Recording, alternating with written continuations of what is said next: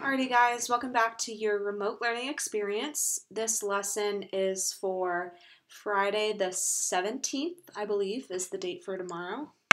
Well, today for you, tomorrow for me. So I hope you guys had a great Thursday. Just a reminder, I do have Zoom office hours every Thursday from 1 to 2 p.m. I know I sent out the Zoom link a little bit later today. I sent it like right before the meeting started, but I guess I'm just kind of assuming that you know Thursdays are our day, but just a reminder, and if you have any questions, you can feel free to log on to that and ask me any that you have, or if you just want to check in. And also, what was I going to say? If those hours don't work for you, we can always do one-on-one Zoom meetings. If you just set up a time with me, I'm usually available throughout the day because obviously I don't have anything else to do because we're quarantined. So feel free to set those up too. Also, missing quite a few of the one-step mole conversion practice problems. If you guys could get that into me as soon as possible, that'd be great. I'm not trying to complain. I'm not trying to make you guys feel bad, but having late work is actually really a challenge to try to grade because then I'm trying to get you guys caught up and I'm also trying to move on through the material that we need to get through. So I try to give you guys what I feel like is a sufficient amount of time to complete these practice problems. But also I need you to understand that you need to hold yourself to a standard and get these problems done. Obviously, if you don't understand them, you can absolutely reach out to me. I've already had a few students do that, which is great. But make sure that you are staying on task and staying on time. I know this is hard for everybody, but it does make it harder for me to grade and makes it harder for me to move on to new topics, and only half of the class has shown me that they can do the current topic, okay? So just make sure that you are staying on task. If you need me to help you manage your time, I can absolutely do that. Just email me and say, hey, Mr. Shane, I'm having a hard time managing my time and figuring out when I should do these practice problems. Like, can you help me? Like, absolutely, I will, okay? Or if you need help over Zoom to do practice problems, we can absolutely do that. All right? So without further ado, let's get into today's lesson, which is about two-step mole conversion problems, okay? So this is a new-ish topic. Earlier this week, we started one-step mole conversion problems, and I gave you guys a practice sheet, which was due yesterday at 11:59 p.m. So now we are going to get into two-step mole conversion problems. So you don't have a quiz this week, which is nice. You just need to watch this video, and then you'll be receiving some practice problems on Monday, okay? So with two-step mole conversion problems, we're not using just one conversion factor to go from one step to the next, or to go from one unit to the next unit. Okay, we're actually going to be using multiple, in this case 2. All right, but the process for solving multiple step mole conversion problems is pretty much the same as solving one step mole conversion problems. So again, you'll need this as a resource. Make sure that you have some sort of note card or sheet of paper that you have this written down on, because this is a resource that you can use on your tests and your assessments, okay? So just a reminder that 1 mole of a substance is equal to 6.02 times 10 to the 23rd particles. Those particles could be atoms, ions, units, or molecules. 1 mole of a substance is equal to its gram or formula mass, and that's from the periodic table. Okay, it's right underneath the elemental symbol. 1 mole of a gas occupies 22.4 liters of space at standard temperature and pressure. So make sure, it'll usually be there, but make sure you see this STP right here, because that will tell you that this equality is accurate. And lastly, 1 mole of a compound is equal to X amount of moles of the parts of that compound. So remember how we talked about last week, if we have 1 mole of carbon dioxide, we're going to take whatever the subscript is of the parts, and that'll tell us how many moles of particular elements that there are. So there's a 2 subscript next to oxygen, meaning that there's 2 moles of oxygen in carbon dioxide. Okay, so that was in a few problems from this week, so make sure that you are using this last mole equality to help you. Okay? So the steps for setting up a conversion problem are going to be the same with two-step conversions. You're going to first identify what is given and what you need to find. The second step is you're going to check your conversions note card to see if there is a direct conversion, okay? And in the case of a two-step mole conversion problem, we're actually not going to have, this is not going to be the case, okay? So we're not going to have a direct conversion, so we're going to need to use multiple conversions for a two-step conversion problem, okay? So I'm going to write that down. You need multiple conversions.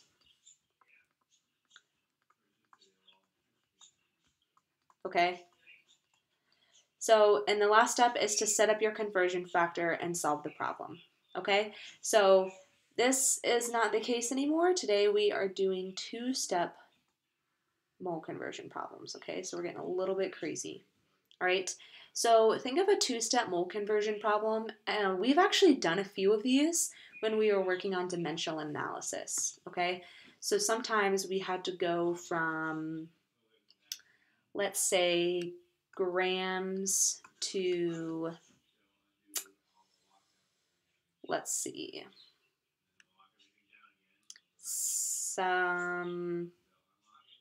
actually, I change my mind. Let's say we had to go from kilograms to centigrams, okay? And usually the conversion I gave you was that there's 1,000 grams in 1 kilogram, and there's 10 centigrams in 1 gram. So if I wanted you to tell me, hey, how many centigrams are in 2 kilograms, all right, and I only gave you this information, there's no direct conversion from kilograms to centigrams. Okay, you'd have to use both of these conversion factors in order to solve this problem. Okay, and that's what we're going to be doing today, is we're going to be using multiple conversion factors to convert between units where there is no direct conversion given to you. Okay, so without further ado, I'm going to get into some examples again, just like we did last week. So I'm going to start off with this one. Okay, so the first problem that we're going to do is we are trying to convert 2.83 times 10 to the 23rd copper atoms to grams of copper atoms, right? And so this process is going to be the same pretty much as the one-step mole conversion problems. All right, so the very first step was to identify what you've been given. All right, and that is 2.85 times 10 to the 23rd copper atoms. And then what you are trying to find, which is how many grams of copper atoms that you need. Okay, so if I look at my note card, the next step is to try to look for a direct conversion. So if I'm trying to go from atoms to grams, okay, in this case, I'm going to write that right at the top. I'm going to try to go from atoms, do as I say, not as I do, atoms to grams, okay?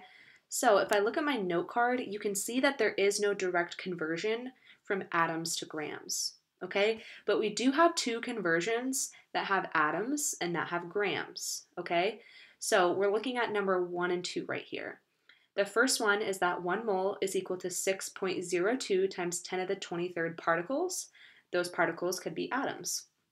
So that is going to be a conversion I'm going to need, all right? And also the second one, which is that 1 mole is equal to the gram or formula mass, okay? And that's right below the elemental symbol on the periodic table.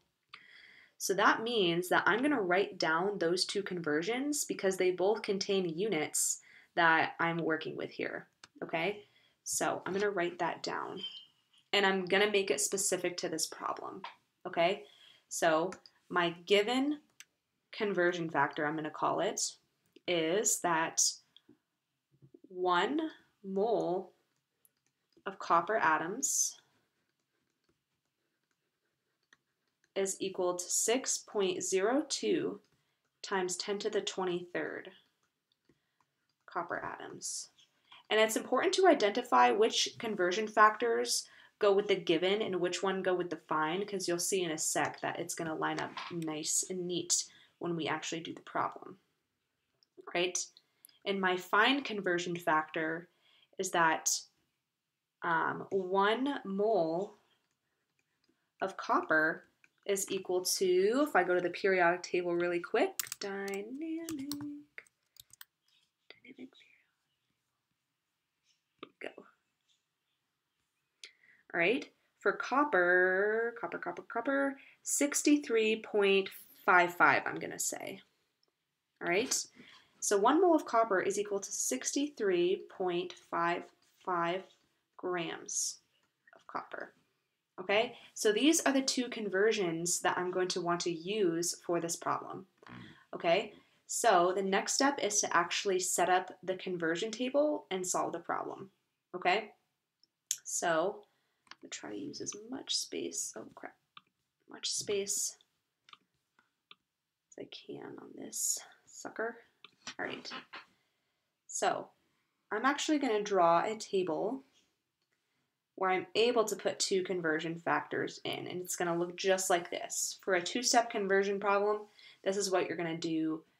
This is what your table is going to look like. All right, there's going to be a top part with 3 sections and a bottom part with 3 sections. Okay, so as always, my given is going to go right here in this first box, which is 2.85 times 10 to the 23rd copper atoms. Okay, this box is not going to be used. I'm going to cross it out. All right, so the next step, which is very important, is that my given conversion factor is going to go in this second part of the table right here. Okay, because eventually I'm going to want to end up with grams of copper atoms because that's my find. So that's actually going to be the last conversion factor that I put in the table. Okay, so I'm going to put my given conversion factor up here. And remember, whenever we put in conversion factors, we want the unit that we're converting to on the top and the unit we're converting from on the bottom. Okay, so we are converting from copper atoms.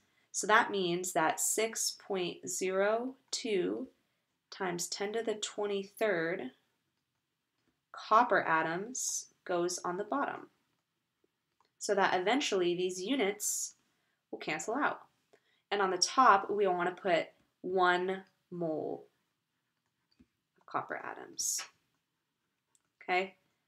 Because essentially what we're trying to do here is, even though we're trying to go from atoms to grams, we're actually going to try to go from atoms to moles to grams.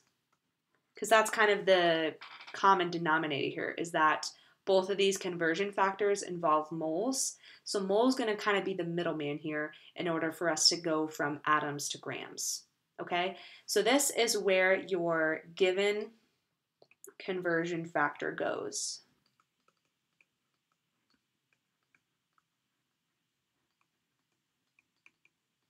All right, and then in the last box, I'm going to put my find conversion factor. Okay, I want to end up with grams. So that means this is going to go in the last box, okay? So remember, the unit we're converting to, or the unit that we actually want out of here, is grams of copper. And the unit that we're converting from is moles, okay? So eventually, these units cancel out, okay? So I'm going to put 63.55 on the top because that is equal to 1 mole of copper atoms, okay? The next thing that I need to do is very important, okay? So what I'm going to do is kind of go step by step. So I'm not going to focus on this last box right now.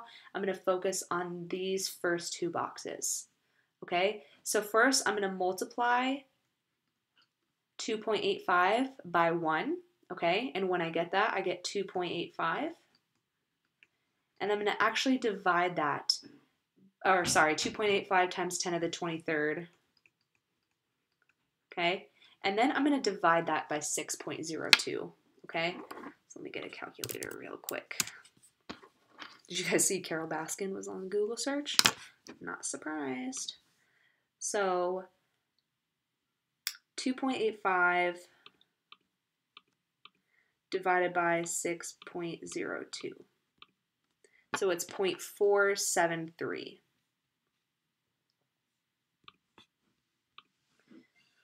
All right. So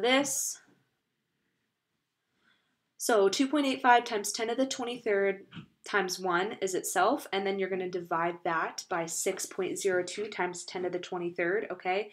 And I didn't include the 10 times 10 to the 23rd in this calculation because they will eventually cancel each other out, okay?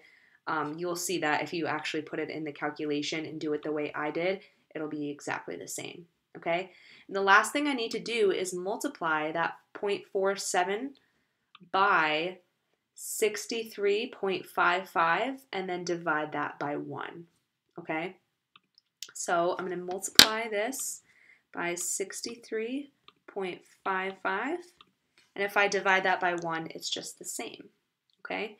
So this is going to be 30.08, or I'm going to say 30.09. 30.09 grams of copper. Oh my goodness, this thing is lagging. Okay, and that would be my final answer. So I know it kind of might be tricky sometimes, but the first thing you want to do is multiply these, then divide by the bottom. Then whatever the product is of that, multiply by the next box, divide by the bottom. Okay? So that would be the answer to this problem. All right, I think I'm going to do 2 more and then end this lesson for the day. Okie dokie, this one.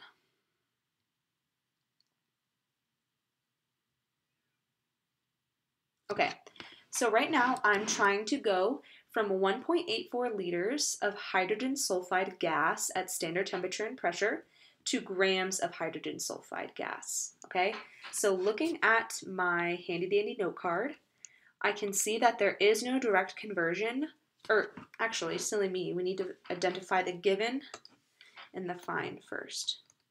So the given is 1.84 liters of hydrogen sulfide, and the find is grams of hydrogen sulfide. Okay, so now I'm going to see if there's a direct conversion factor, okay? And there's not, okay? But I am going to look at my units here and see which conversion factors have liters and which conversion factors have grams, okay? And that's going to be number 2 and number 3, okay? So, looking at that conversion factor, which was number 3, 1 mole of hydrogen sulfide gas is equal to 22.4 liters of hydrogen sulfide gas. Okay, so now my find conversion is going to contain grams. All right, remember that's equal to the gram or formula mass. So 1 mole of hydrogen sulfide is equal to, I'm going to do a quick calculation from the periodic table because I'm looking for the grams of hydrogen sulfide. So it's going to be 2 hydrogen atoms in hydrogen sulfide, as indicated by the subscript next to hydrogen. So each of those is going to have a mass of about 1 gram. And then I'm going to add that to the mass of sulfur, and there's 1 sulfur atom, so that's 32.06. So I'm going to do 32.06 plus 1.01 plus 1.01. And that's 34.08. So in every mole of hydrogen sulfide, there is 34.08 grams of hydrogen sulfide. Okay, so now that I have my conversion factors, I'm going to set up the actual problem. And in this problem, I'm going to go from liters to moles to grams.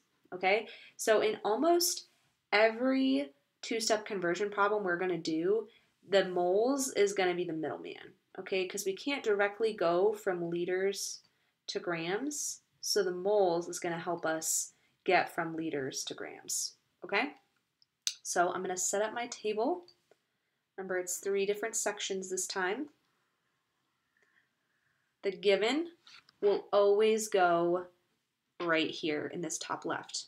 Okay, so that's 1.84 liters of hydrogen sulfide gas. All right, I'm going to use that box. Remember, in this second set of boxes right here, I'm going to put my given conversion factor, which is in red. Okay, and that's 1 mole of hydrogen sulfide gas is equal to 22.4 liters. Okay, remember, whenever we figure out which one goes on top and which one goes in bottom, we want to look at the unit we're converting to. So we're trying to convert 2 moles because we're trying to go to from liters to moles. So I'm going to put 1 mole of hydrogen sulfide on the top, and that's equal to 22.4 liters of hydrogen sulfide. Okay, and that'll help us, cancel out those units. All right, next I'm going to put in my find conversion factor, which is this guy right here. All right, eventually I want to end up with grams, so I'm going to put grams on the top. And then I'm converting from moles, okay? So I'm going to put moles on the bottom. Okay, so now all we have to do is pretty much just solve the problem. Okay, so remember, we're going to always multiply the top 2 boxes. Okay, then we're going to divide by this second bottom box. Then whatever the product of that is, we are going to multiply by this top 3rd box and divide by the bottom 3rd box. Okay, so I'm going to take 1.84 times 1, which equals 1.84, and I'm going to divide that by 22.4. So when I do 1.84 divided by 22.4, I get 0.082. So I'm going to write that down below. 0.082. Actually, let me put that on the top. Okay? Remember, whatever the product that I just found is, I'm going to multiply it by this top 3rd box and divide it by this bottom 3rd box. So I'm going to take 0.082, multiply it by 34.08, and divide it by 1. Okay?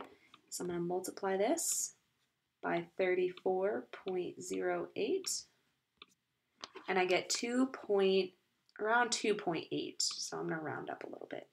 All right, and if I divide that by 1, it's just itself, so I just want to make sure that these units are canceled out. All right, and that is 2.80 grams of hydrogen sulfide gas. Okay, so that was the answer to this problem. So, all right, so this last problem I'm going to do is we're trying to go from 25.6 grams of aluminum oxide to moles of aluminum, okay? So right away, I'm going to still identify my given, which is 25.6 grams of aluminum oxide, and my find, which is questionable amount of moles of aluminum. Okay, so first thing I'm going to do is there's no direct conversion factor right here because we're actually trying to go from grams of a whole substance to moles of part of a substance. Okay, so we actually are going to need 2 conversion factors, and I'll show you why, okay? So first, I'm going to think about which units I'm going to need, which conversion factors. So one of them contains grams, So I'm going to need to know that one mole of aluminum oxide is equal to its kind of molar mass, which I find using the periodic table. Oops, that's not the periodic. Excuse me. All right, so I have 2 atoms of aluminum, each weighing 26.98. So we put 26.98 times 2, and I'm going to add that to my 3 atoms of oxygen, which each weigh about 16 grams, plus 3 times 16. Boom. So the formula, or the molar mass of aluminum oxide is 101.96. 96 grams of aluminum, oxide. Okay, so now I can see right here that I'm dealing with, I'm trying to go to moles of aluminum, okay? And aluminum is just part of this compound. Okay, so I'm going to look at my note card and see that 1 mole of a compound is equal to X amount of parts. Okay, so that means 1 mole of aluminum oxide, remember I'm going to look at the subscript, which is this. So every mole of aluminum oxide has 2 moles of aluminum. Okay, so if you ever see a compound like this, and then part of the compound by itself, you're going to want to use conversion number 4, which is that 1 mole of a compound is equal to X amount of parts. Okay, so those are the 2 conversion factors that I'm going to need in this problem. So now I'm going to set up the actual table. Bam. All right. Top left box is always going to be my given value, which is 25.6 grams of aluminum oxide. This box is useless for now. Okay, so my second box is where I'm going to put my given conversion factor. Okay, that's going to go right there. Okay, so I want to convert from grams, okay, so whatever I'm converting from, I'm going to put on the bottom. So that's 101.96 grams of aluminum oxide, okay? And on the top, I want to convert to moles. So I'm going to put 1 mole of aluminum oxide, just like that, okay? And I want my converting from unit on the bottom so that eventually these units can cancel each other out, just like that, okay? So if I start with grams up top right here, I'm going to put it on the bottom because I want those 2 to cancel each other out, okay? Then I'm going to put my find conversion factor in this section right here, okay? I want to know how many moles of aluminum I'm getting, so that is the part of the conversion factor that I'm going to put up top, okay? How many moles of aluminum do I want to find, right? And then on the bottom, I'm converting from moles of aluminum oxide. So that is where that is going to go. Okay, these units will cancel out. Now it's time to multiply these top 2 boxes. So 25.6 times 1 is, you guessed it, 25.6. I don't know what that knock was for. All right, then I'm going to divide 25.6 by 101.96. So I'm going to do that really quick. Divided by 1.96. So that's 0.25, right?